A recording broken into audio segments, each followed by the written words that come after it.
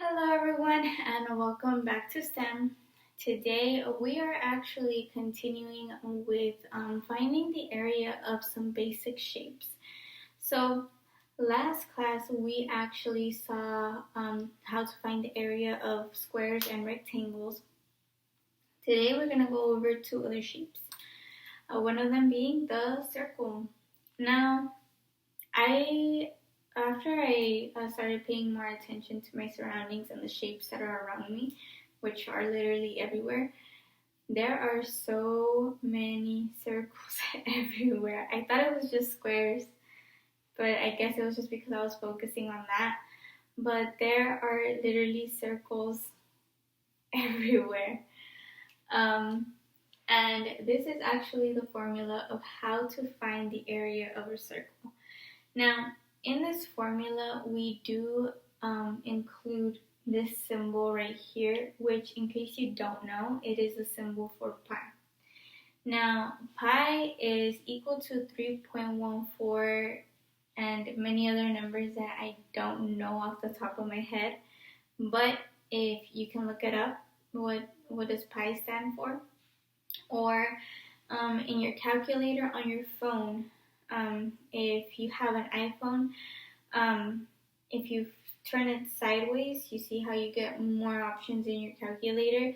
Pi is right on there, and if you click it, it'll give you a few more of the numbers. But usually when you're kind of working on it off the top of your head, you use 3.14. Okay, so pretty much we are multiplying pi times r, which in this case stands for radius. And in case you did not know what the radius of a circle was, it is the distance between the middle and the outer corner of, well, not necessarily corner, but the outer side of the circle. A circle does not have corners. So to the side, to the edge of the circle. So here we have a circle that has a radius that measures 4, let's say, centimeters. Okay? I forgot to label it. So the area of the circle is going to be pi times 4 squared. Okay, now we have 4 squared, so let's do that real quick. So it's 4 times 4, which equals 16, which we know we're going to be multiplying pi times 16. So I'm working off the top of my head. I don't have my calculator at hand with me right now. So 16 times 3.14 is equal to 318, 48, 48.14.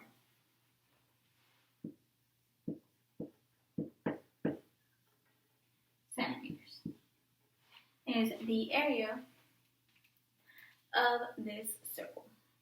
Okay, so again, I did that off the top of my head. Forgive me if my math was incorrect, but that is how you would find the area, multiplying your radius times squaring your radius and multiplying it by pi. Okay, now we're gonna go into another shape. Now, actually, this shape, even though it is actually very common, triangle, I don't see it quite as much as I see circles, rectangles, and squares, or at least maybe I haven't paid enough attention to it. But like standing right here where I'm at, in the room I'm at, I probably don't see many hidden triangles like I do squares and circles and all that stuff. But nonetheless, let's learn how to find the area of it.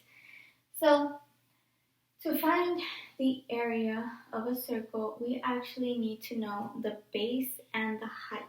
So that's what B stands for, base, and the H stands for height, so how tall it is. And we need to multiply base times height and divide it by 2. Okay? So let's look at what that would look like. Here we have a base of 4, and then we have a height of 5, again divided by 2. So 4 times 5 is 20, divided by 2, area is equal to 10.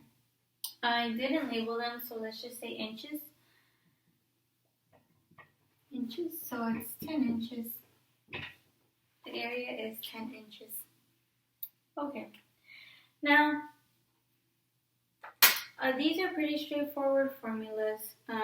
If you can always find them on the internet, if you forget them.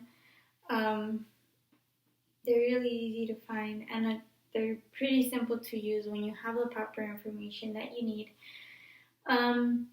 Now, what I want you to do today is I actually want you to go ahead and choose a circle around your house and tell me the area of that circle, as well as include your notes that we took in class today.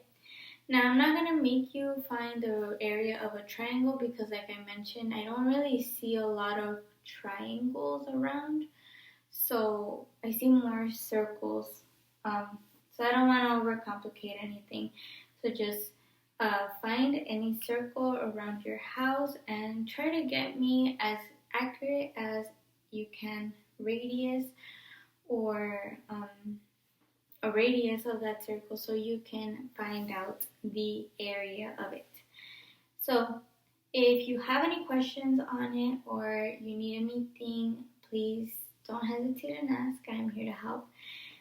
Even if you don't have anything to measure with or anything like that, you can always email to me like, hey miss, I don't have anything to measure the radius of the circle I saw on the doorknob or on the lamp or the ceiling fan or whatever. Email me and I will give you some sizes for the radius. Go ahead and just work it out and send me back the work. So, problem solved. If you need any help with anything else, let me know too. I can help you as much as I can. I will help you as much as I can. And well, I hope to be hearing back from everyone very, very soon. And I hope you all have a very wonderful rest of your day. Goodbye.